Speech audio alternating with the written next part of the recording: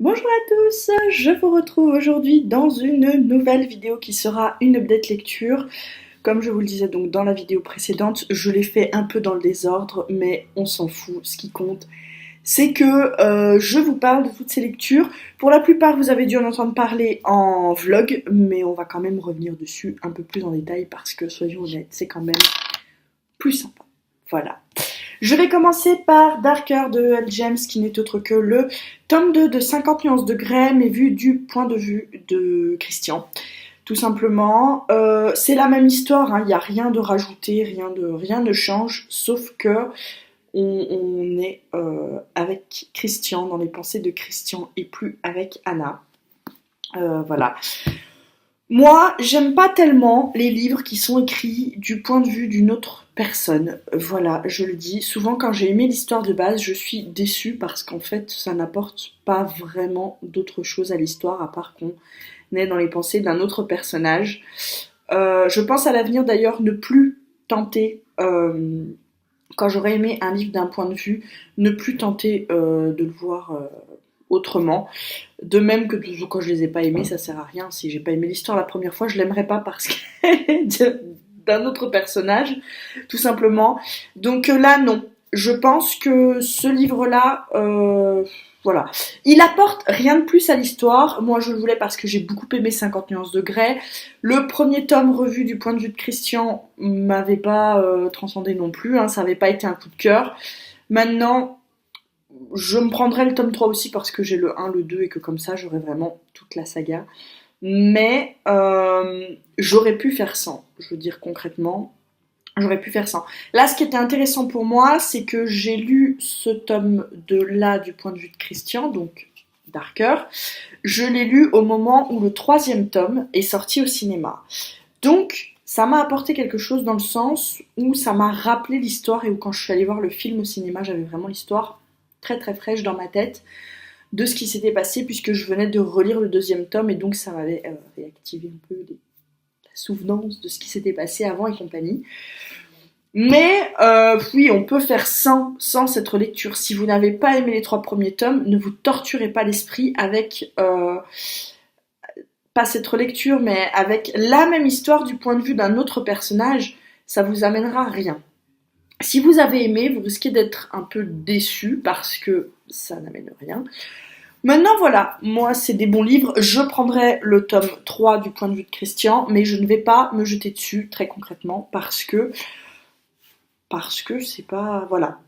Je l'aurai, je vais le lire, mais je ne vais pas me précipiter dessus le jour de sa sortie par exemple. Tout simplement.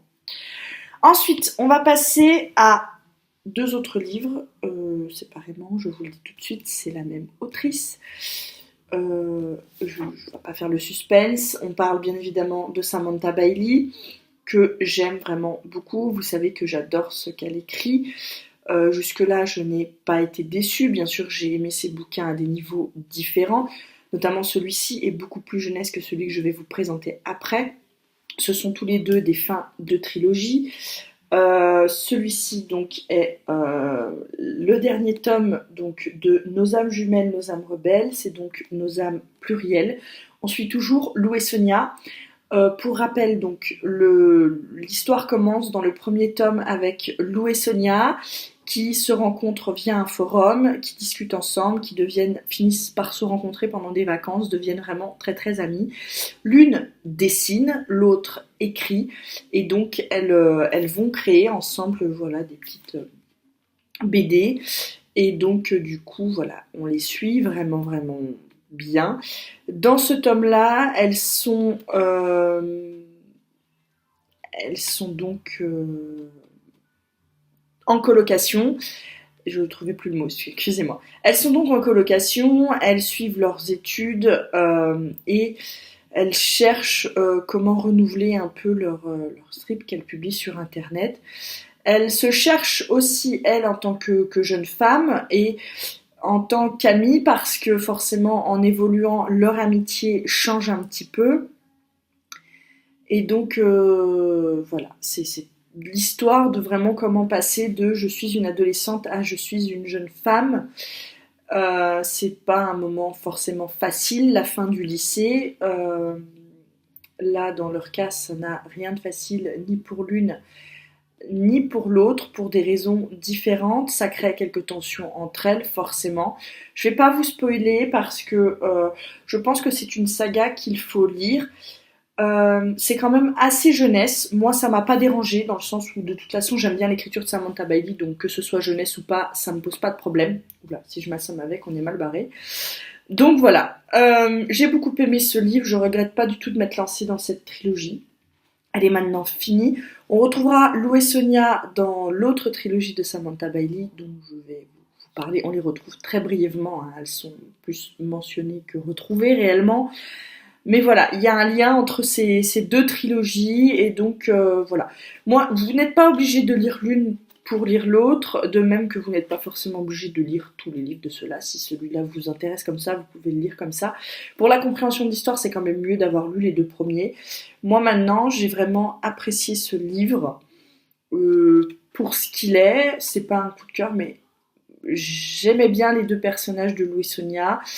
Et voilà, c'est du Samantha Bailey, ça se lit très très bien, et de manière générale, je vous le recommande. Si vous êtes vous-même dans cette période fin du lycée, début de l'université, ça peut peut-être vous rappeler des petites choses, donc ouais, éventuellement, pourquoi pas le lire.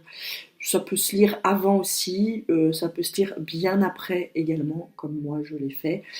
Euh, c'est sympa, voilà, il faut pas s'attendre à de la fantaisie adulte par exemple, ou vraiment de la littérature plus, ouais, plus adulte. Ça s'adresse vraiment à des adolescents ou à des jeunes adultes. Mais moi qui ne suis plus forcément considérée comme jeune adulte, voilà, vous savez, je suis maman, je travaille, et ben, j'ai quand même apprécié, voilà, ça m'a vraiment changé les idées. Je recommande à tous, de toute façon, de manière générale, Samantha Bailey, je recommande à tous. Voilà. Ensuite, toujours donc de Samantha Bailey, Indéterminé, le troisième tome de la série Les Stagiaires. Il y avait donc Les Stagiaires à durée déterminée et là Indéterminé. J'ai pas pu attendre pour le lire, il fallait que je me jette dessus, ce que je fis donc. J'ai un peu galéré à le trouver puisque dans la librairie de ma ville, elle l'a pas reçu le jour de la sortie. En fait, elle a reçu à durée déterminée qui est sorti en poche, mais pas indéterminé. Elle l'avait pas demandé parce qu'elle pensait pas en avoir de demande. Voilà. La libraire de ma ville est un peu bizarre. Elle me dit oui, bon, mais si l'éditeur avait pas jugé bon de me l'envoyer, non, mais je peux vous le commander. Voilà, très concrètement non. Ça m'a gonflé donc je l'ai pas commandé chez elle parce que ça m'a saoulé. Il n'était pas non plus dans mon carrefour. Le jour de sa sortie, ni 2 jours après. Je me le suis commandé sur internet, voilà, tout simplement, hein, parce que, pour la petite histoire, quitte à commander, autant l'avoir chez moi 2 jours après et pas une semaine comme c'est le cas quand on commande en librairie. Moi, ça me gonfle. Samantha Bailey, c'est quand même une autrice française qui commence à être plus que vraiment connue. Tu vois que tu vas recevoir des livres de poche d'un deuxième tome, que le troisième tome sort le même jour que le second tome en version poche, mais tu vas pas prendre le tome 3. Je trouve ça un peu bizarre comme raisonnement de pas demander à avoir au moins quelques exemplaires. Si elle peut commander un livre 1 tout seul, elle peut très bien en commander ne serait-ce que 2-3 à avoir. Je pense pas que ça lui coûte tant de place que ça. On est quand même dans une librairie où les gens viennent acheter des livres. Si t'as le tome 2 en version poche, mais que le tome 3 qui est sorti en grand format, tu l'as pas, alors que c'est quand même une nouveauté qui vient juste de sortir, non. Voilà. Surtout que Nos Hommes Pluriels, je l'avais acheté dans la librairie de ma ville. Donc c'est pas comme si elle avait jamais eu de Samantha Bailey dans sa librairie, la bonne femme. Donc non, là, ça m'a un peu gonflé concrètement. Et d'habitude, quand elle me dit je n'ai pas, je commande pour vous, je dis oui. Mais là, j'ai dit non parce que je le voulais de suite et que ça m'a gonflé qu'elle ne l'ait pas. Voilà. On est très clair comme ça. Je pense que je vous avais déjà raconté toutes ces histoires en vlog, mais j'avais besoin de revenir là-dessus. J'essaie parfois d'aller dans ma librairie, mais quand elle n'a pas, et ben moi, ça m'énerve. Voilà, ça m'agace. Que je sois pressée ou pas pour avoir le livre, c'est pas la question. La question, c'est que Comme là, quand c'est des grosses sorties comme ça de livres, pour moi, voilà, le livre de... Alors peut-être qu'il n'y a que pour moi que c'était une grosse sortie ce livre et qu'il n'y a que moi qui l'attendais, je ne sais pas.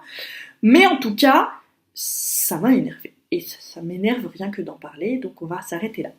Pour donc revenir sur le contenu de ce livre, donc, dès que je l'ai reçu, je l'ai commencé. Vous l'avez vu dans les vlogs lecture, ça me plaisait beaucoup. C'est un très très bon 3e tome. Il y a quand même des petites choses qui m'ont dérangée. Et je crois que c'est la première fois que je dis ça dans un livre de Samantha Bailey. J'ai trouvé qu'elle se lance sur des pistes. Il y a un point. Je veux pas spoiler, donc je vais pas vous dire sur quel point. Un truc un peu... un peu... c'est dramatique quand même. Il y a 2 fois où elle fait ça dans le livre. Pour la première fois, qu'elle n'ait pas voulu prendre ce chemin-là, voilà. Une fois où les attentats sont mentionnés dedans, voilà. Elle ne choisit pas de prendre la voie du tragique parce que voilà, elle ne le choisit pas. C'est un thème qui a quand même, voilà, ça s'est passé en France, ça a bouleversé beaucoup de monde. Qu'elle l'aborde sans forcément aller sur la piste du tragique, à dire de faire par exemple mourir un de ses personnages dans cet événement, je le comprends, tout à fait. Je le comprends et ça ne me pose pas souci pour cet événement-là. Elle l'aborde sans forcément aller, j'ai envie de dire, jusqu'au bout. D'accord. Passons. Il y a un autre événement, par contre, pareil, abordé quand même avec l'histoire du balance ton porc ou quoi, à peu près, voilà. On était à peu près dans cette période de début d'année, au moment où le livre est sorti, où on sortait de cette vague-là. Alors forcément, le livre sort, elle l'a écrit bien avant. Ok, ça aborde une partie du sujet, donc, et elle va pas... J'ai trouvé que cette scène, moi, elle m'a agacée parce qu'elle est là, elle se passe, c'est juste, c'est horrible, on est bien d'accord, ce qui arrive à Ophélie est horrible. Mais j'ai trouvé que ça allait pas, voilà. C'est-à-dire que, bon ben, Ophélie sort quand même de tout ça. C'est quand même pas facile pour le personnage à aborder, on est bien d'accord. Mais il manquait quelque chose à ce sujet-là, je sais pas, il y a quelque chose dans la façon de traiter le... Ben, ouais, on va... Je veux pas vous spoiler, donc c'est un peu difficile, mais il y a quelque chose dans le fait de traiter cet événement, que l'auteur décide quand même elle décide d'y aller, de l'écrire, de l'aborder, et il y a quelque chose dans la façon de le traiter après que ça soit passé qui, moi, m'a dérangée. J'ai trouvé qu'en fait, elle allait pas jusqu'au bout dans la façon de traiter l'après-événement, et ça m'a un peu dérangée. Voilà. Donc, il y avait 2 événements tragiques sur lesquels on y va. On est donc sur la pente savonneuse quand même. On y va 2 fois dans 2 événements différents. On y va et finalement, j'ai l'impression que dans la façon de traiter l'après, j'ai mis mes personnages dans cette situation délicate. Et ben, j'ai l'impression qu'on va pas jusqu'au bout dans l'après. Voilà. Alors, sur le premier événement, comme je vous disais, voilà, je comprends étant donné que c'est quand même un sujet qui est encore assez, qui était encore à ce moment-là assez vif. Je comprends qu'on n'y aille pas.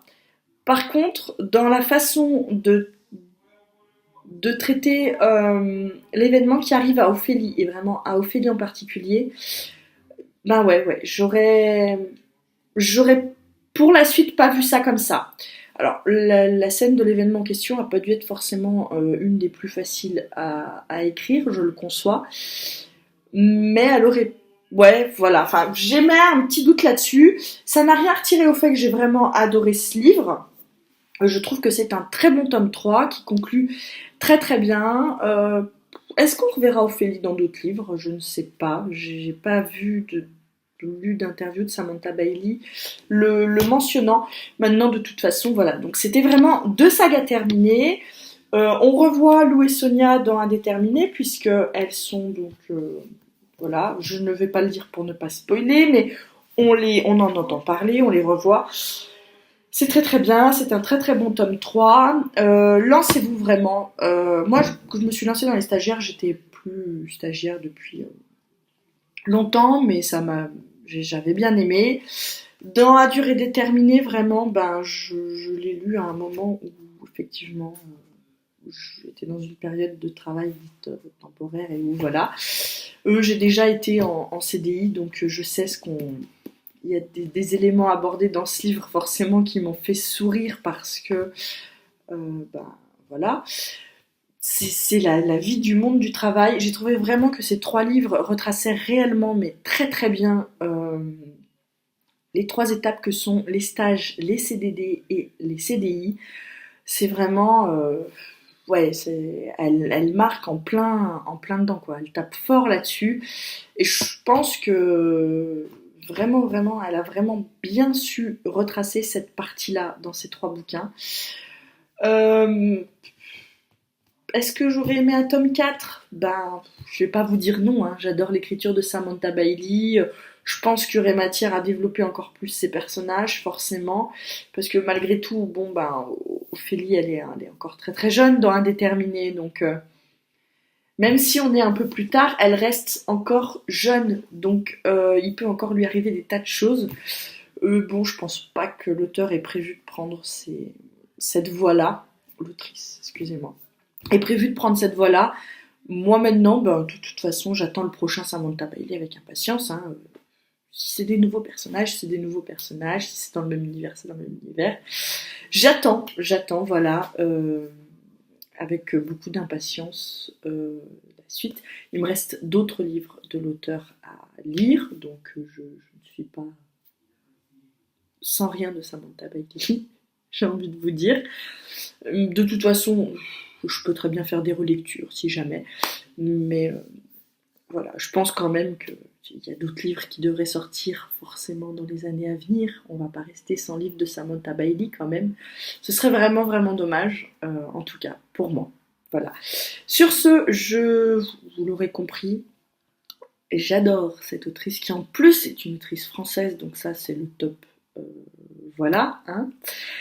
Mais si si vous connaissez pas vraiment ces livres, lancez-vous. Il y a tout, hein. Il y a de la fantaisie, de la jeunesse, un peu du contemporain comme celui-là.